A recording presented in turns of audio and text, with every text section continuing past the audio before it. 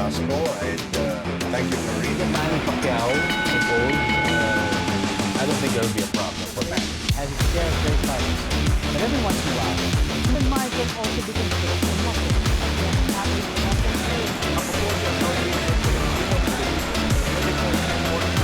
Only here, para sa bayan.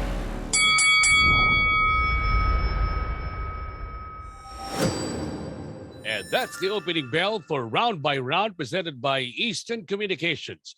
Maboy Pilipinas, welcome world. I'm Boyet Sison. And I'm Ryan Sangalia. Dennis Principe joins us later on in the show. On this edition of the show, we talk about a fight that has an air of controversy.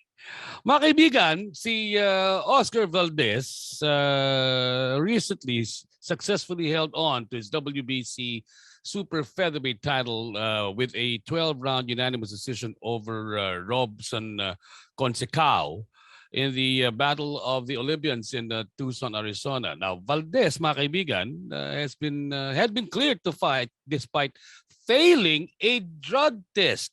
Now, on September 6, WBC President Mauricio Sulaiman issued a statement allowing the fight to proceed. Now, let me ask you, Ryan Songalia, what were the stories behind this? Considering that in the time of the pandemic and everybody is trying to be as careful as they can, how did the WBC arrive at a conclusion to let this fight go on? Hypocrisy. So with the WBC, it seems that the rules change and they're applied however they see fit. What's the point of having a partnership with VADA, which is really consider the gold standard of pre-fight drug testing, if you're not going to abide by their findings? An adverse finding plus a follow-up test that confirms the initial findings should be grounds to cancel a fight. Now, and I understand, we've had enough canceled fights now because of the pandemic, but rules are rules. And the WBC, it comes to no surprise to anyone, is not applying the rules evenly. Now, a couple years ago, when David Benavidez had tested positive for a banned substance, the recreational drug cocaine, in an out of competition test, he was stripped of his championship, and he's still to this day dealing with the consequences of that, because he would have the belt probably right now, and he would be able to fight Canelo Alvarez, who is Oscar Valdez's training mate, and he would make a lot of money, but instead he's not. So if the rules are going to be applied to one person, the standard should be applied across the board. Okay, another. Well, that being the case, Valdez was able to retain its championship, and let's talk about that fight very, very briefly. Valdez actually had more welts on his face comparatively to Consecao. But in the latter rounds, Consecao started being a bit more cocky and started showboating in the latter rounds. Did that make a dent on the judges' decision, considering that one judge gave it 117 to 110? I thought that scorecard was a little bit ridiculous. Now, Conceição has always sort of the knock on him as a professional has been that he's a front runner. He's someone who could do very well early on in fights and then tends to fade his. He was an Olympic star. He was a gold medalist in 2016, representing Brazil at the Olympics, but he has not his stamina has not adjusted to the professionals the way that it would have to in order for him to translate his success to the professionals. But Valdez knows how to win those fights. He's a seasoned champion. Even if he doesn't look good in some fights, he knows how to do the little extra at the end of fights in order to pull out the victory. And that's what happened. So, looking forward to these two fighters. What will be in the cards, so to speak, for these two fighters moving forward? Conceição, it's going to be tough for him if he doesn't adjust his if he cannot improve his stamina to fight at a 12-round pace. He looked great in the first 5 or 6 rounds, not so great in the end. For Valdez, because we're Filipinos, so, we're here to talk about boxing, but also with a Filipino slant a little bit. In the top 15 for him, one of the challenges he could fight is Joe Noinai, who is 19-2-2, 8 knockouts, a little bit more power than his record suggests, but he's a top 15 contender and he's pulled off some pretty big upsets. I'd like to see that fight. That would be a dangerous fight. Just as it was when Oscar Valdez had to get off the canvas against Genesis Servania, another Filipino, and pull off a victory when he was a featherweight. Very recently, as recent as the last week of August, a teenage boxer has died 5 days after being knocked out in a professional fight. I'll just give you a backgrounder. Mexican welterweight Janet Zacarias Zapanta, who's 18 years old, who has a record of 2-4, was knocked down in the fourth round against Marie Perhule at the GVM Gala International in Montreal on the 28th of August. Now, she appeared to have a seizure after being dazed by a left uppercut and a right hook and was taken to a hospital. Imagine this, Sicarius was slated to receive about $1,430 for the Sand Night fight. And that was the first bout, actually, of Zacarias Zapanta outside Mexico. Now, for instances of this nature, Ryan, according to this story, she was actually knocked out in May and was suspended for 90 days. Um, how can something like this, was this basically could this have been an illness that was not discovered before she being allowed to fight again? That is what appears to be the case. Her father had spoken to members of the Mexican press and stated that she was aware that something was wrong before the fight, that she was told, the family tried to convince her to not go through with this fight. She did. She had said that this is the career I've chosen. If I die, I die. That's what her father had said. Now, where we have to place the blame now is on the miscommunication or the lack of communication that the Mexican commissions, whoever it is that oversees boxing there in the region that she's from Aguas Caliente, and not communicating this to the promoters and the commissions in Canada.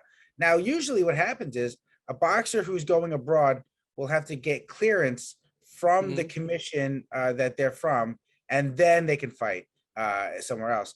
Did that happen? We've seen some situations where people have circumvented that system. Is that what had occurred? Who is to blame? Because at the end of the day, I don't believe that the Canadian Commission, I believe the fight took place in Quebec, should have cleared this person if they did not have the clearance, the testing that showed that this fighter was eligible to fight. Well, the promoter, Yvonne Michael, has promised to take care of everything and to take care of everything that's related to the young woman's family. And Yvonne Michael actually had a Twitter statement that was issued. But to think about an 18-year-old who has a lot of future on her hands is really very sad. But let me just put a sidelight to it.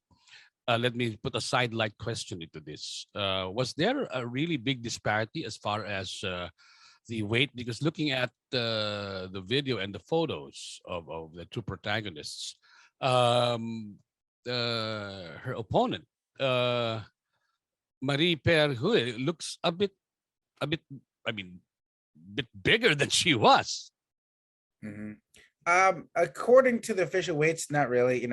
They were about 3 pounds, but Zakaria Zapata, she had been fighting around that weight. I know that there was one fight in 2018 where it said that she weighed 117 pounds and her opponent weighed 151.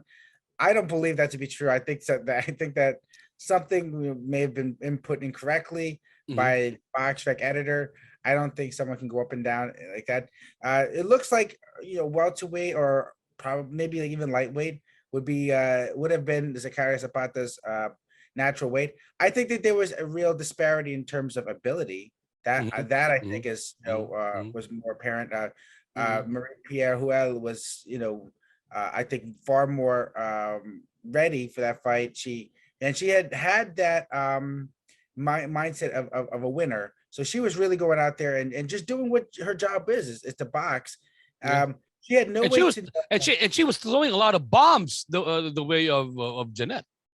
Doing her job, and she had no way to know that her opponent was compromised or may have been compromised going into the fight.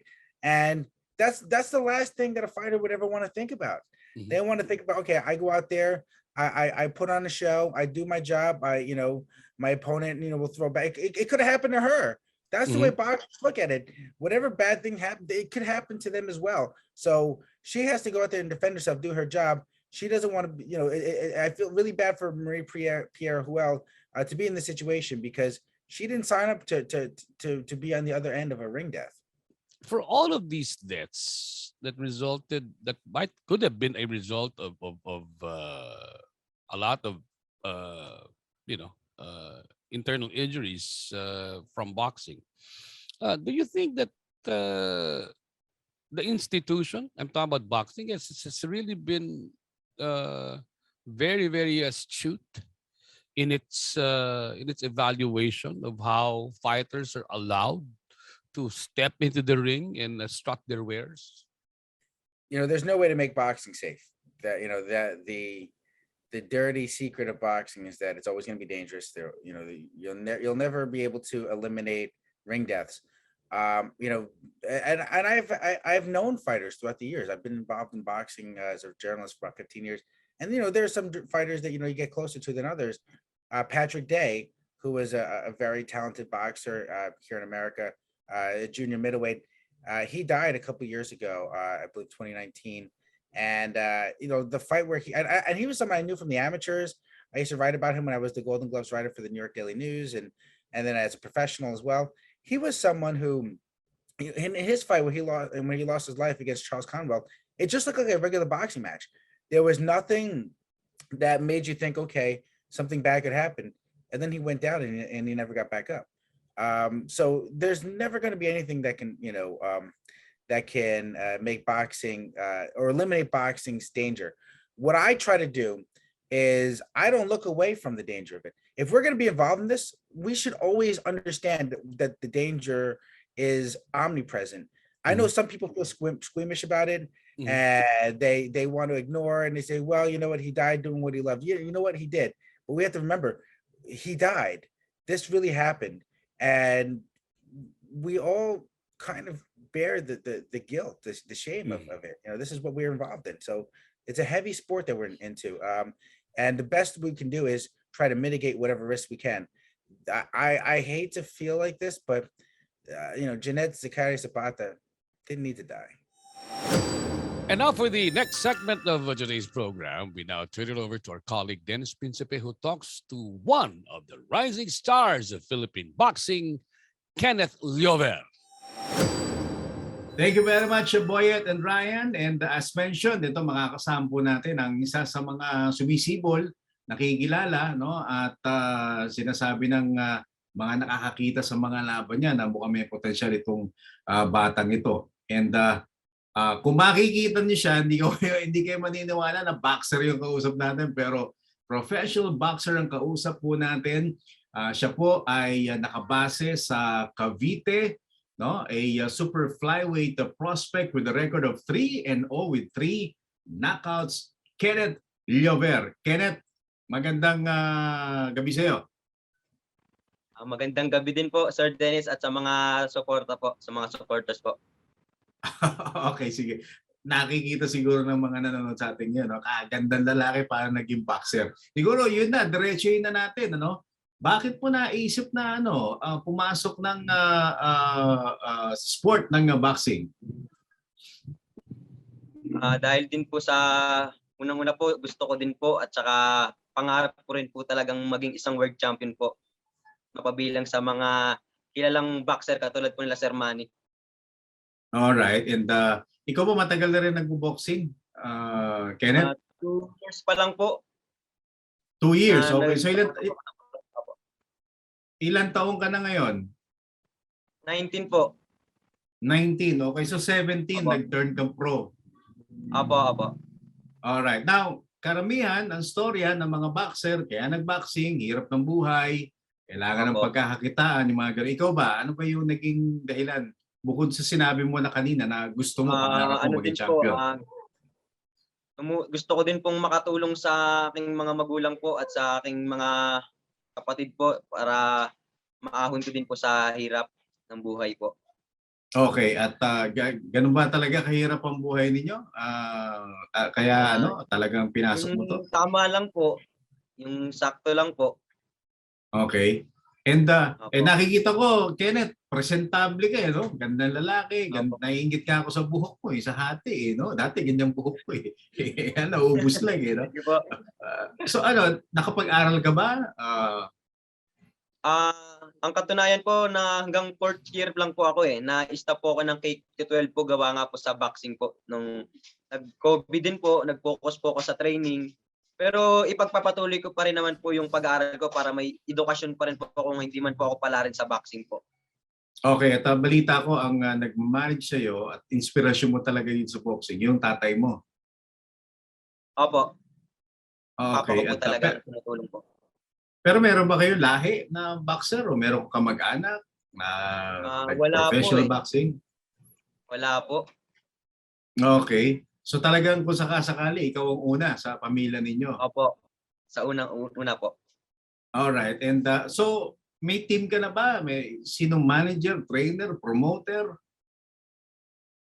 Wala pa po Ang ngayon lang pong tumutulong po sa amin, papa ko po at si Coach Jonathan Peñalosa po at si Sir Jerry Peñalosa po. Aba. At si maswerte Coach ka. Mel po. Saka si Coach Mel po.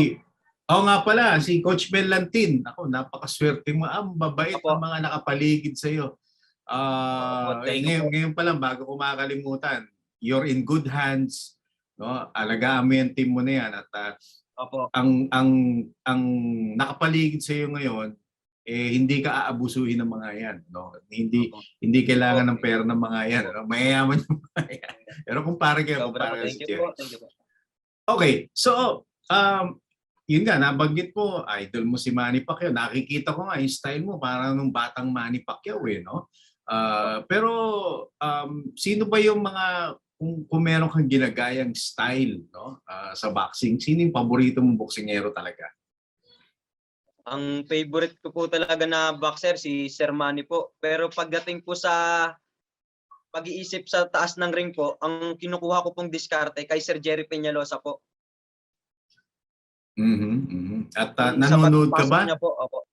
Yung mga laban Opo, ni parang Jerry? Ano yung paborito mong laban na pinapanood mo? Yung nakalaban niya po yung taga-Mexico po. Sino? Yung pinabagsak niya? Opo, sa body shot po. Si Johnny Gonzalez. Opo. Yung talagang doon ko okay. po kinukuha yung paano pumasok, yung depensa po ni Sir Jerry na ano po. Okay, very good. At I assume mukhang si Jonathan ang unang nakilala mo, no? Opo. Tama ba? Oo, siya ang trainer mo. Opo. Na tumutulong Okay, po naku, si Coach. Naku, napakabait din yan si Jonathan. Opo. So super flyweight ka. Ito ba talaga yung timbang mo kung sakasakali? Ang balak po kasi ng team po namin, pagdating po namin ng mga 8 rounds, aakyat po kami ng 118 po. Okay, sa bantamweight. Opo. Bakit? Medyo nahihirapan ka na ba sa 115? Opo, sa timbang ko po kasi ngayon medyo hirap na po Alright, okay. Hirapan na po sa pag-ano ng timbang. So, Kaya balak po ng aming kami... team, Ano yun? bakit po ng 118. Alright. At kanina, nag-usap tayo, nabanggit mo, tubong alin sa Marga, no? Opo. Oo, yung parents mo, Ang doon mama at talaga saka papa ko lumaki. po. Opo. So, dugong waray ka. Opo. Alright. Ken, ano lang ha? Bunso Opo. pala tawag sa iyo, no? Opo. Isa lang may papayo ko. Disiplina lang. Huwag kang mawawala. Diretso lang ang tingin. At 101% dapat sa boxing. Okay? Thank you po. Thank you po. Coach, Thank you very Salamat much. po. Oh, yung Thank tatay, you po. manager. Salamat Okay. Maraming po. salamat. Ang nakaka-heart touch po sa inyong ano po. Thank you. Malaking utang na loob namin sa iyo po ito, Coach. Sa inyong Okay. subaybay sa kay Bunso po. Thank you po. Hindi namin Yan. makakalimot ito. Part ng kayo Sige. ng buhay namin. Opo. Thank you po. Maraming Ito po salamat yung din. ating Maraming bahay. salamat. Baka po ano. Siya po. Opo. Gandang gabi po. Oy, si Mama. Oh. Pakilala na rin si Opo. Tatay. Anong buong pangalan? Larry Luber po. Coach Larry Larry Luber. Lever. Okay, si Nanay. Marilyn po. Marilyn Lover po. Oh, Nay, si Tatay ba hindi ba pinaninindigan yung pangalan niya na Lover? Hindi ba Lover Boy yan? Hindi po. Lover Okay. boy, tawagin po. Opo, Lover boy. Okay, sige. Thank you very much, Pamilya Opo. Lever. Opo. All right. Good luck sa Thank you po. inyo. Thank you po. All right. Thank you po. And balik God tayo. bless po. Balik tayo kina Ryan and Boy. Okay, thank you, Dennis. And now let's go to our Fearless Fighter, brought to you by Eastern Communications. And for this episode, I'm going with Luis Alberto Lopez. Now, Lopez is from Mexicali, Mexico. He is the epitome of just a Mexican fighter who took some early losses, learned from them, and has become a better fighter. This Saturday on the Oscar Valdez Robson Conceição card, he pulled off another big upset victory, handing Gabriel Flores Jr. his first defeat. It was a 10-round decision. I thought the fight should have been stopped earlier. Flores' father should have gotten in there and maybe saved Flores from a lot more damage than he needed to take. But this is the second big upset that Lopez has pulled off on a top-ranked card.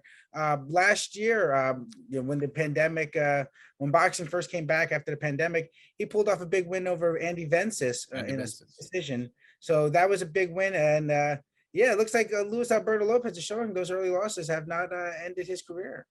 You know, Gabriel, talking to Gabriel Flores, when media was talking to Gabriel Flores after the fight, all he could do was to be a bit shaken and unbelieving as to what transpired, because apparently he wasn't really ready for what bombs Luis Alberto Lopez threw at him. And it seems that he was caught flat-footed. Part of the fun. Flores Jr. Actually, believe it or not, there is a Filipino connection there because Flores Jr. was one of the main sparring partners for Mark Magsayo for his last fight. So, but what I was told was that Flores is a very fast fighter and he's still young. He could probably recover. He's 21 years old. Very popular in Stockton, California, where he lives, or at least where he did live. We grew up. So we'll see what happens from him. But he's going to need to take some time and figure out what went wrong and try to make adjustments. And that's our Fearless Fighter, brought to you by Eastern Communications.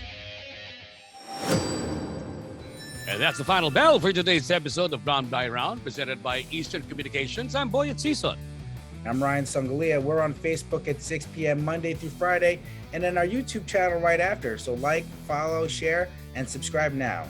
On the next edition of our program, the Wednesday Group, which is composed of Bill Velasco, Ryan Sangalia, and yours truly will answer the bell. Join us on the next Round by Round. All boxing, all Filipino, all the time. Take care.